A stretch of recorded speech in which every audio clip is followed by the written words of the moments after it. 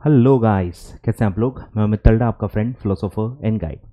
इस वीडियो में हम CAFM के अमेंडमेंट्स पढ़ेंगे, ठीक है। सप्लीमेंट को कवर करेंगे फॉर जून 2025 एंड ऑनवर्ड्स, ठीक है। जून 2025 एंड ऑनवर्ड्स जितने भी एग्जाम्स हैं उन पे ये एप्लीकेबल है, ठीक है। चलिए, तो आपका जो टाइम लिमिट होता है फॉर जून 25 एग्जाम्स वो है अप टू नवंबर, सॉरी ये वो है मॉड्यूल कब तक का है वो दिया हुआ है। मॉड्यूल आपका नवंबर 2023 तक का है, उसके साथ आपको ये सप्लीमेंट पढ़ना है।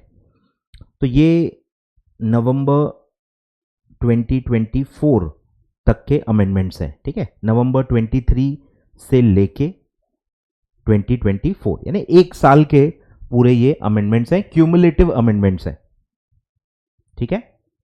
क्यूमुलेटिव है, पुराने नए सब मिला के क्यूमुलेटिव इंस्टीट्यूट देती है। ये काफ़ी अटेम्प्ट से चलन रहा है इंस्टीट्यूट का, क्योंकि वो मॉड्यूल अपडेट नहीं करते, मॉड्यूल वैसे का वैसा रहता है और अमेंडमेंट्स ये अक्यूमुलेट करते करते एक सप्लीमेंट अलग से देते हैं। तो जो भी मॉड्यूल पढ़ रहे होते हैं, मॉड्यूल के साथ उनको ये पूरा सप्लीमेंट पढ़ना होता है, तो वो पूरा हो जाएगा, ठीक है। मतलब इसमें दिसंबर 24 के लिए जो अमेंडमेंट्स हमने पढ़े थे, पुराने अमेंडमेंट्स जो हैं, या जून 24 के लिए जो अमेंडमेंट्स पढ़े थे वो भी इसमें है, ठीक है। तो ये भी आपको ध्यान देना है, ये सब भी अमेंडमेंट्स इसी के अंदर इंक्लूडेड है। तो बेसिकली कुछ खास अमेंडमेंट्स है नहीं, ठीक है। एग्जाम के पॉइंट ऑफ व्यू से कुछ खास अमेंडमेंट नहीं है। तो क्या है पूरा देख लेते हैं। पहला जो इन्होंने दिया है that is lesson number 3 AS के ऊपर है। AS में भी Ind AS 116 and Ind AS 117, इन दो पे बहुत ही शॉर्ट में देखो चीज़ें दी है। पूरा AS टॉपिक मैं ऑलरेडी बता चुका हूं कि आपको उसमें पूरा थेरीज है, प्रैक्टिकल उसमें दिया ही हुआ नहीं है। और थेरी भी ऐसी है, इतनी हाई लेवल है कि आपको समझेगा नहीं, क्योंकि उनसे जो कनेक्टेड टॉपिक्स हैं, उनके जो कनेक्टेड अकाउंटिंग है वो आपको है ही नहीं। तो उस वजह से जो ट्रीटमेंट्स AS में दी हुई है वो आपको समझेंगे ही नहीं। अकाउंटिंग फॉर लीजेस आपको नहीं है, अकाउंटिंग फॉर हायर परचेस नहीं है, अकाउंटिंग फॉर अमालगमेशन आपको नहीं है। आपको अकाउंटिंग है ही कितनी, आपको अकाउंटिंग के नाम पे है ही क्या, बहुत ही लिमिटेड चीज़ें हैं। तो उनसे रिलेटेड जो AS हैं, कैश फ्लो स्टेटमेंट का AS हो गया, दो चार ही ऐसे AS हैं जिनके प्रॉपर चैप्टर से कनेक्टेड वाले AS हैं, बस वही आपको ढंग से समझ में आएंगे। उसके अलावा आपको कुछ भी पल्ले पड़ेगा नहीं, ठीक है। इसलिए मैंने ऑलरेडी कहा है कि AS टॉपिक आप स्किप कर सकते हो, ठीक है। क्यों? क्योंकि उसमें से पूरी थ्योरी आ रही है, प्रैक्टिकल आ नहीं रहे, प्रैक्टिकल है ही नहीं, दिया ही नहीं है। और मैंने ओवरऑल सब्जेक्ट लेवल पे आपको एक गाइडेंस दिया हुआ है ऑलरेडी कि आपको प्रैक्टिकल्स पे ही पूरा फोकस करना है।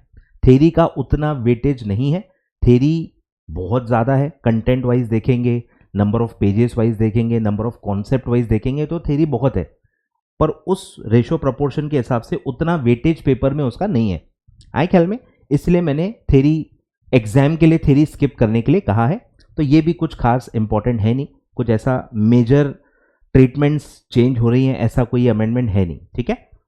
क्लैरिफिकेशंस और छोटे मोटे कुछ दिया हुआ है, बहुत ही समराइज्ड वे में दिया हुआ है। तो ये एग्जाम के लिए आपके काम के नहीं है, ये आपको स्किप करके जाना है, ठीक है।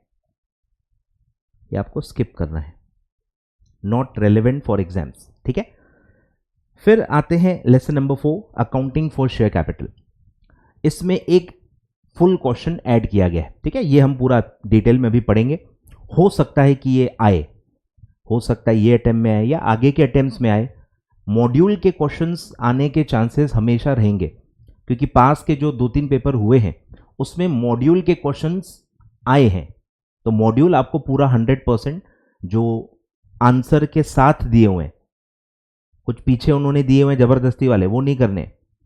जो जो क्वेश्चन आंसर चैप्टर के साथ, थ्योरी के साथ जो क्वेश्चंस दिए हुए हैं वो सारे के सारे क्वेश्चंस आपको कवर करके जाने हैं। उनके हमेशा एक माइनर प्रोबेबिलिटी रहती है कि वो एग्जाम में आ सकते हैं, ठीक है। तो ये वाला भी इसलिए मैं पूरा आपको कवर कराऊंगा, ठीक है। इसके बाद अगर आप देखेंगे तो यहां से जो अमेंडमेंट्स हैं वो पूरे पुराने हैं। ये ऑलरेडी पुराना अमेंडमेंट है, मतलब ये मैं ऑलरेडी पढ़ा चुका हूँ, इसका वीडियो ऑलरेडी यूट्यूब पे है, वो मैं डिस्क्रिप्शन में आपको डाल देता हूँ। कुछ बच्चे अगर नए हैं, उन्होंने देखा ही नहीं है, तो वो अभी भी उसको देख के कवर कर सकते हैं। तो डिबेंचर वाला जो पूरा टॉपिक है, ये जो पूरी थेरी है, ये पूरी थेरी है, फिर इसके पूरे जो 4 प्रैक्टिकल्स हैं, ठीक है, ये पूरे जो एंट्रीज हैं, डीआरआर करके काफ़ी बच्चे मुझसे पूछते हैं, तो डीआरआर पूरा ही मैंने पढ़ाया हुआ है। उसके जो ये मेथड्स हैं रिडम्पशन के, और ये जो 4 क्वेश्चंस इंस्टीट्यूट ने दिए हैं, ये भी पूरे मैंने ऑलरेडी पढ़ाए हुए हैं। तो इसका लिंक मैं डिस्क्रिप्शन में दे देता हूँ, आपको मिल जाएगा, ठीक है। चलो, तो अमेंडमेंट नाम कुछ है नहीं, मतलब अमेंडमेंट बस एक क्वेश्चन ऐड हुआ है जो कि बहुत ही रेगुलर क्वेश्चन है बायबैक का। पढ़ लेते हैं, ठीक है, अच्छे से पढ़ लेते हैं, कोई दिक्कत नहीं है। आ जाओ, बायबैक का एक क्वेश्चन ऐड हुआ है, टिपिकल बायबैक का क्वेश्चन है, बायबैक प्लस बोनस कॉम्बो वाला है। अच्छा क्वेश्चन है मेरे ख्याल से, एग्जाम के हिसाब से तो अच्छा क्वेश्चन है, आपको बहुत अच्छे से इसको समझना चाहिए, ठीक है। तो लेट्स स्टार्ट। कैलकुलेटर उठा लो। कैलकुलेटर के बिना, तलवार के बिना युद्ध पे नहीं जाते, वैसा ही कैलकुलेटर के बिना CFM के लिए नहीं बैठते, ठीक है। तो buyback, let's start. On 31 March 2024 following is the balance was the balance sheet of Citadel industry limited, ठीक है, सिटाडेल, आई होप आपको पता ही होगा। तो प्रॉपर बैलेंस शीट है, रुपीज इन लैक्स है, ठीक है, ध्यान देना है, rupees in lakhs. Asset liabilities दोनों दिए हुए हैं, सब टिपिकल है, ठीक है। फेस वैल्यू 10 रुपीज है, फुल्ली पेड अप शेयर्स हैं, ठीक है, सारी बारीक इंफॉर्मेशन आपको ध्यान देनी है। अब आते हैं एडजस्टमेंट्स पे। ऑन 1 अप्रैल 2024, 1 अप्रैल 2024, ठीक है, बैलेंस शीट का नेक्स्ट डेट है, ठीक है।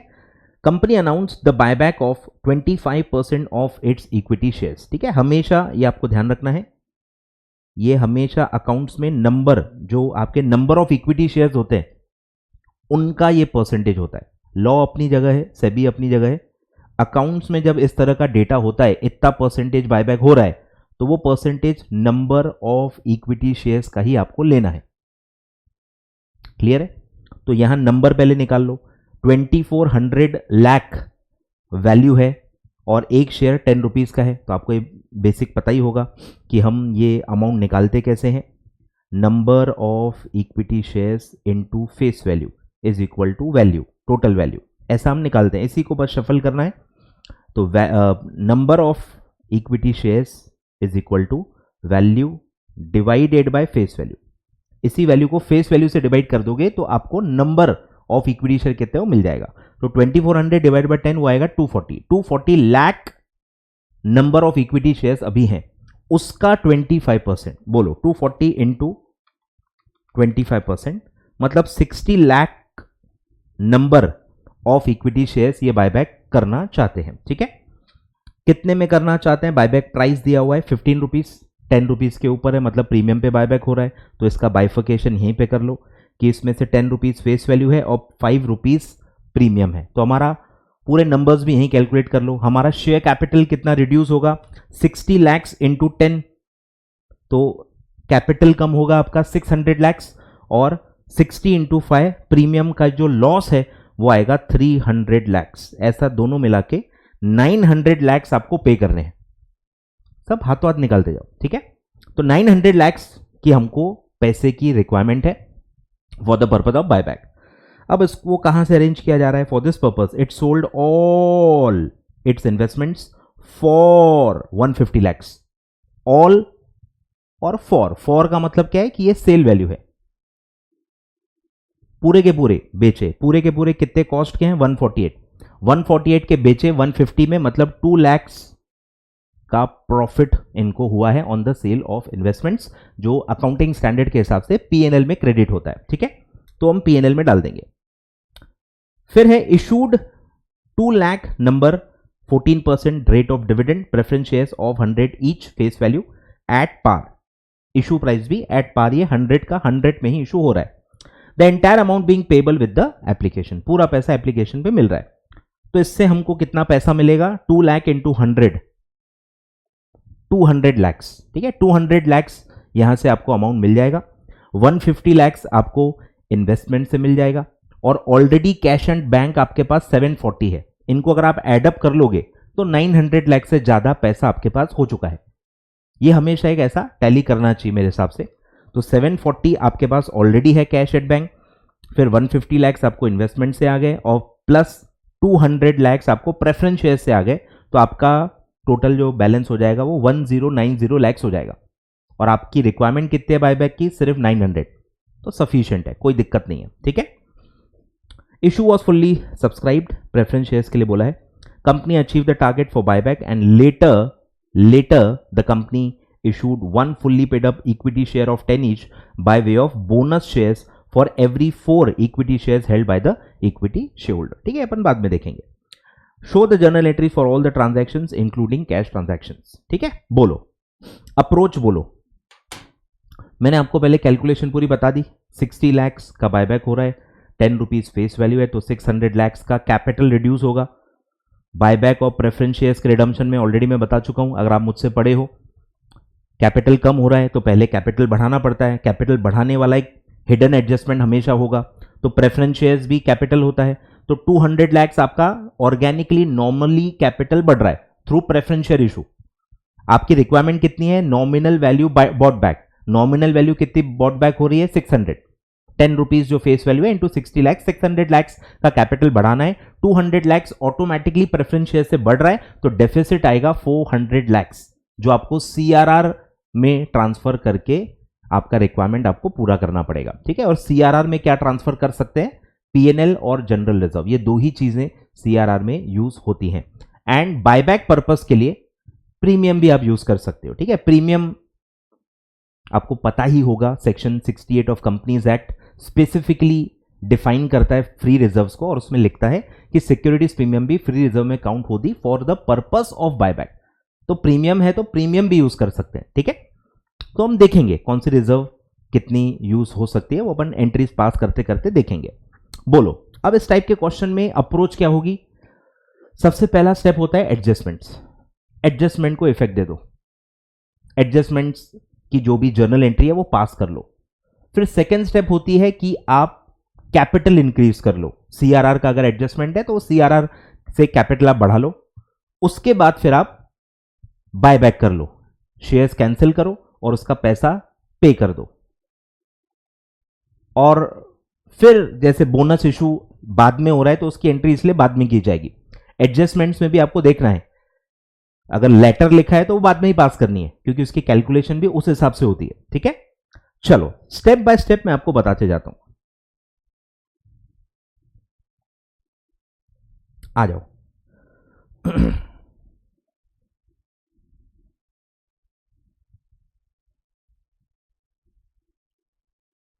बोलो सबसे पहले क्या होगा? सबसे पहले हम इन्वेस्टमेंट्स सेल कर रहे हैं। 148 लाख कॉस्ट के इन्वेस्टमेंट्स 150 लैक्स में बेच रहे हैं। बोलो जर्नल एंट्री क्या होगी? पैसा आएगा 150 लाख रुपीज आएगा। कहां आएगा? बैंक में आएगा। बैंक रिसीव करेगा आपके ब्याह पे, तो डेबिट द रिसीवर। ठीक है, तो बैंक अकाउंट यहां डेबिट करूंगा मैं। जितना पैसा आएगा, कितना पैसा आएगा? 150 लैक्स सेल वैल्यू दिया हुआ है। इन्वेस्टमेंट्स जाएंगे, इन्वेस्टमेंट्स रियल अकाउंट है, एसेट है, जाएगा क्योंकि आप बेच रहे हो। क्रेडिट व्हाट गोज आउट, तो टू इन्वेस्टमेंट्स क्रेडिट, ये हमेशा क्रेडिट होता है एट कॉस्ट। आता भी एट कॉस्ट है, जाता भी एट कॉस्ट ही है। आई होप आपको बेसिक पता होगा। और जो ऊपर का पैसा आपको मिला है वो जाएगा अलग से प्रॉफिट एंड लॉस अकाउंट या सरप्लस अकाउंट, जो भी नाम दो। डिफरेंस आएगा वो 2 लाख का। 150 माइनस 148, 2 लाख का प्रॉफिट है, वो पीएनएल में क्रेडिट होगा। ठीक है, being investment, all investment sold for the purpose of buyback, ऐसा आप लिख सकते हो नैरेशन। ठीक है, नैरेशन भी लिखना बहुत जरूरी है, मैं बताते जाऊंगा, आपको लिखते जाना है। ठीक है, चलो ये हो गया। अब सेकंड दिया हुआ है कि आप प्रेफरेंस शेयर्स इशू कर रहे हो 2 lakh of 100 each at par, तो 200 लैक्स के प्रेफरेंस शेयर्स इशू हो रहे हैं। अपन डायरेक्ट एंट्री पास कर सकते हैं। बोलो पैसे आएंगे, पैसे कहाँ आएंगे? बैंक में, बैंक अकाउंट डेबिट। कितना पैसा आएगा? 200 लैक्स, और हम उनको प्रेफरेंस शेयर्स दे देंगे। 14% preference share capital credit 200 lakhs, being 2 lakh 14% preference shares of 100 each issued at par. Question में से ही वो लाइन उठाओ और यहां कॉपी पेस्ट कर लो, ज्यादा दिमाग लगाना नहीं। ठीक है, ये हो गया आपका, आपने पैसा अरेंज कर लिया। यहां तक देखो पैसा अरेंज हो गया। अब और जो जो रेलेवेंट एडजस्टमेंट्स हैं उनको हमने इफेक्ट दे दिया है। अब हमको कैपिटल बढ़ाना है। कैपिटल का मैंने बता दिया कि कितना इंक्रीज करना है, nominal value redeem. Nominal value redeem, nominal value redeem कितना है 60 इंटू 10 600।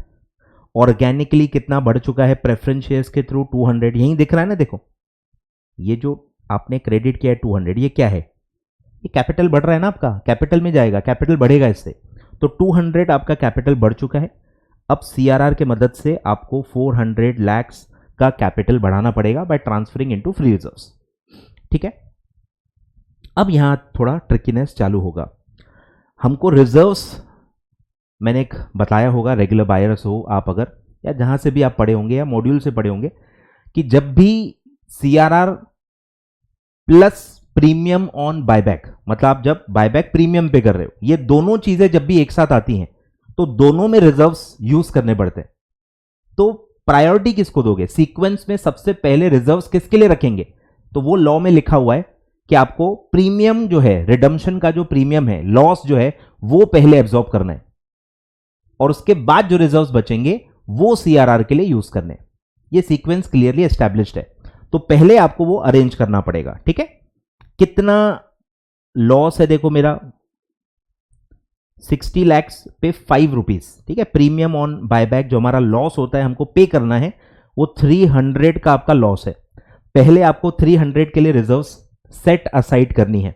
ठीक है, तो क्या क्या यूज करेंगे बोलो, प्रीमियम ऑन बायबैक सबसे पहले क्या यूज होता है, रेस्ट्रिक्टेड रिजर्व। रेस्ट्रिक्टेड रिजर्व कौन सी है हमारे पास, सिक्योरिटीज प्रीमियम। सबसे रेस्ट्रिक्टेड रिजर्व यहां पे सिक्योरिटीज प्रीमियम है। जनरल रिजर्व फ्री रिजर्व होती है, पीएनएल भी फ्री होता है, तो पहले सिक्योरिटीज प्रीमियम यूज होगा। तो 350 हमारे पास है, इसी में से पूरा 300 हम यूज कर सकते हैं। ठीक है, तो यहां मैं लिख रहा हूं -300, मतलब सिर्फ 50 बचेगी। ठीक है, 300 हमने सेट असाइड कर ली, हमने सेट असाइड कर ली कि हम सिक्योरिटीज प्रीमियम से 300 यूज करेंगे, उतना हम ब्लॉक कर लेंगे, सेट असाइड कर लेंगे। अब जो भी बचेगा हम सीआरआर के लिए यूज कर सकते हैं। ठीक है, तो सीआरआर के लिए बोलो अब कितना रिक्वायरमेंट है, 400। 400 अब मुझे बताओ कहां से कितना यूज होगा। प्रीमियम बचा हुआ है 50, तो हम वो 50 यूज कर लेंगे। सेकेंड नंबर लगता है जनरल रिजर्व। ठीक है, जनरल रिजर्व का नंबर लगता है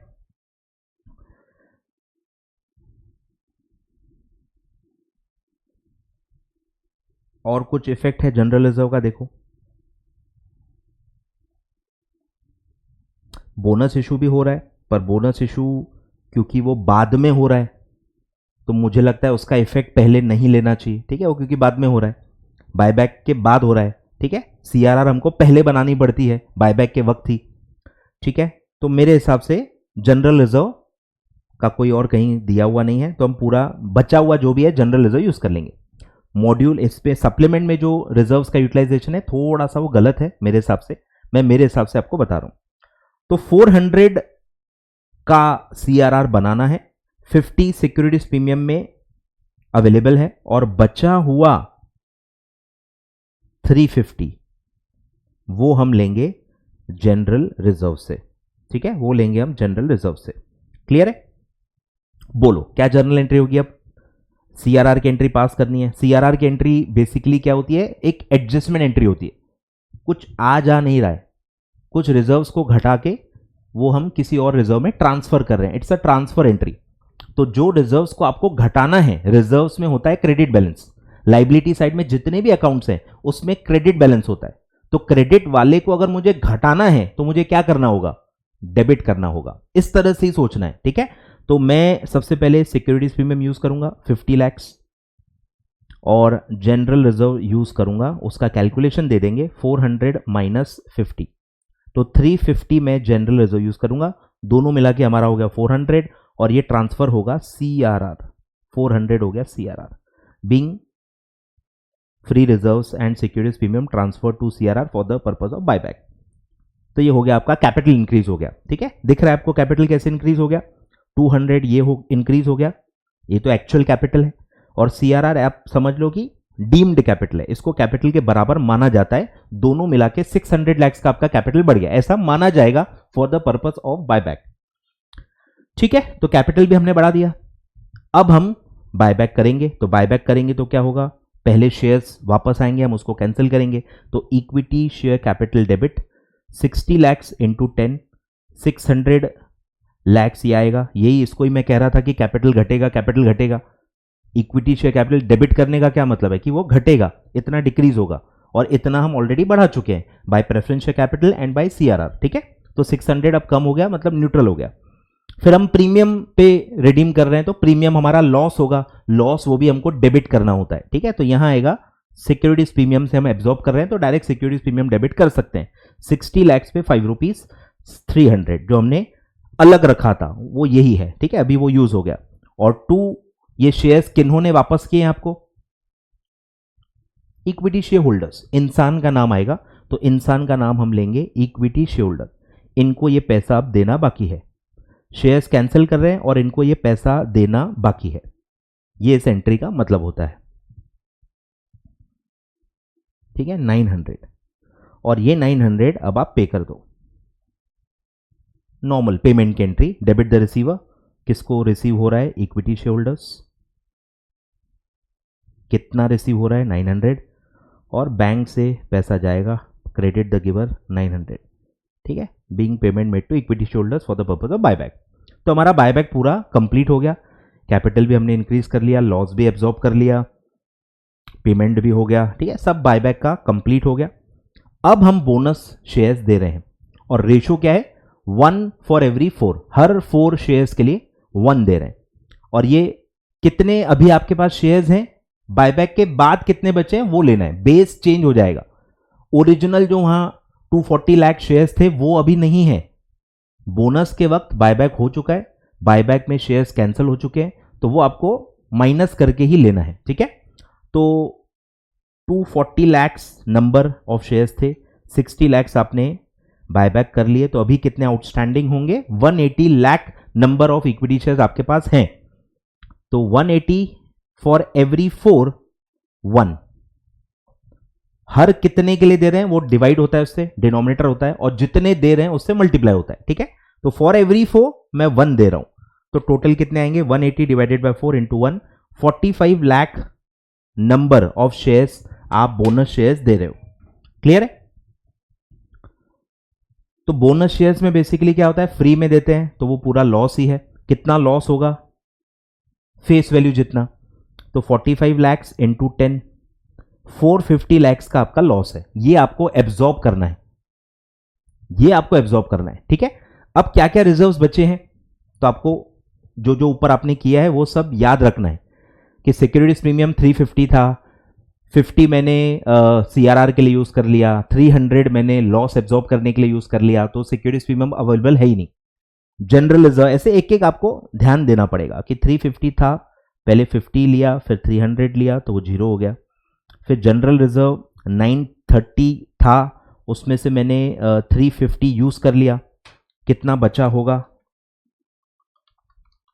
580। ठीक है, 580 बचा होगा, बस पीएनएल भी है, बट 580 सफिशिएंट है ही, पूरा हम जनरल रिजर्व से ले सकते हैं। ठीक है, इंस्टीट्यूट ने थोड़ा देखो अलग लिया हुआ है, मैं एक बार देख लेता हूं। ठीक है,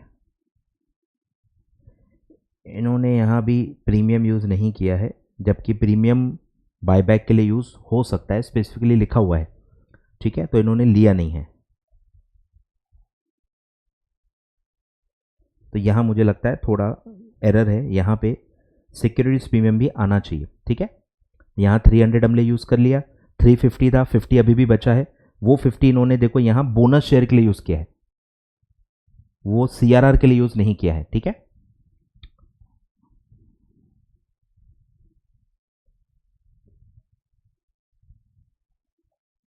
मेरे हिसाब से तो होता है, for the purpose of buyback securities premium free reserve माना जाता है, और फ्री रिजर्व सीआरआर में ट्रांसफर हो सकता है, तो ऐसा नॉर्मल इंटरप्रिटेशन है। ठीक है, स्टिल मैं एक बार चेक करूंगा, इंस्टीट्यूट ने अगर नहीं लिया है तो कोई वजह रही होगी। ठीक है, डेफिनेटली मैं इसको एक बार और चेक करूंगा। ठीक है, बट अभी जो मेरी अंडरस्टैंडिंग है मैं उसके हिसाब से चलता हूँ, ठीक है, जो मैं मेरे हिसाब से बता रहा हूँ। कुछ भी इसमें अगर अपडेट रहा तो मैं आपको बता दूंगा, ठीक है। चलो, तो 580 सफिशिएंट जनरल रिजर्व है, तो पूरा मैं जनरल रिजर्व से ले लूंगा, ठीक है। और इंस्टीट्यूट ने एक और चीज अजीब की है कि जनरल रिजर्व सिर्फ 330 ही ली है, जबकि जनरल रिजर्व और बाकी है।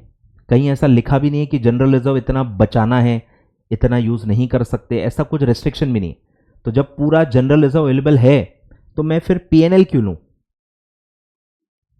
आए ख्याल में, मतलब जनरल रिजर्व पीएनएल दोनों फ्री रिजर्व होती है, बट नॉर्मली हम क्या करते हैं, जनरल रिजर्व जब तक है पूरा जनरल रिजर्व यूज करते हैं, जनरल रिजर्व जब खत्म हो जाती है तो हम पीएनएल अकाउंट यूज करते हैं। ये नॉर्मल अकाउंटिंग का तरीका होता है, ठीक है। तो ये भी थोड़ा इंस्टीट्यूट ने अलग ही लिया है, इसका भी मतलब कोई लॉजिक या कोई एक्सप्लेनेशन नहीं है, ठीक है। तो मेरे हिसाब से जनरल रिजर्व पहले यूज होता है और इनफ जनरल रिजर्व्स हैं तो हम पूरा जनरल रिजर्व से ही बोनस का पूरा लॉस एब्जॉर्ब कर लेंगे, ठीक है।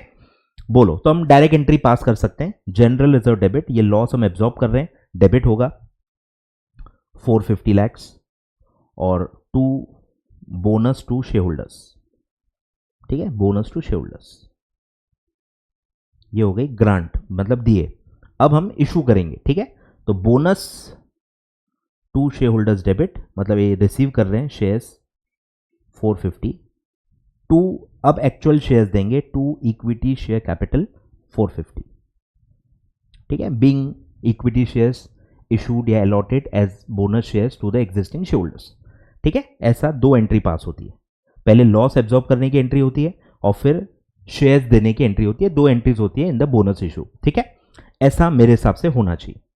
तो थोड़ा ये अलग है, ठीक है, क्योंकि इंस्टीट्यूट ने जो किया है फिर उसको भी मैं एक्सप्लेन नहीं कर पाऊंगा कि क्यों किया है, आप ही फिर मेरे से सवाल पूछोगे। तो जो मैं चीज एक्सप्लेन कर सकता हूं वो ही मैं पढ़ाता हूं। कोई चीज इंस्टीट्यूट ने ली है पर अगर मुझे ही नहीं समझ में आ रही है ऐसा क्यों लिया है, तो फिर मैं कैसे पढ़ा सकता हूं, ठीक है। तो ये आप लिख लो, ठीक है, पूरे एंट्रीज आप लिख लो, अच्छे से लिख लो। कोई भी आपको डाउट होगा कमेंट बॉक्स में आप पूछ सकते हो, कोई दिक्कत नहीं है।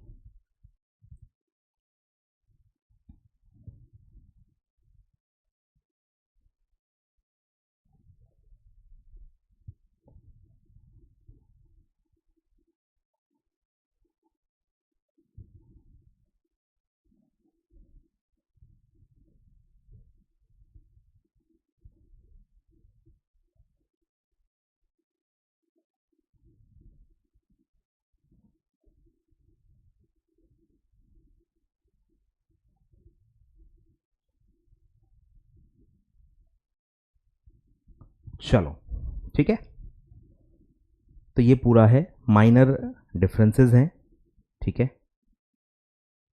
माइनर डिफरेंसेस हैं, कोई दिक्कत नहीं है,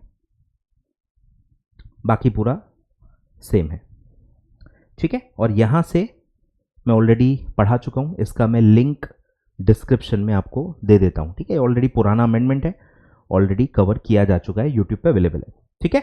चलिए, थैंक यू सो मच।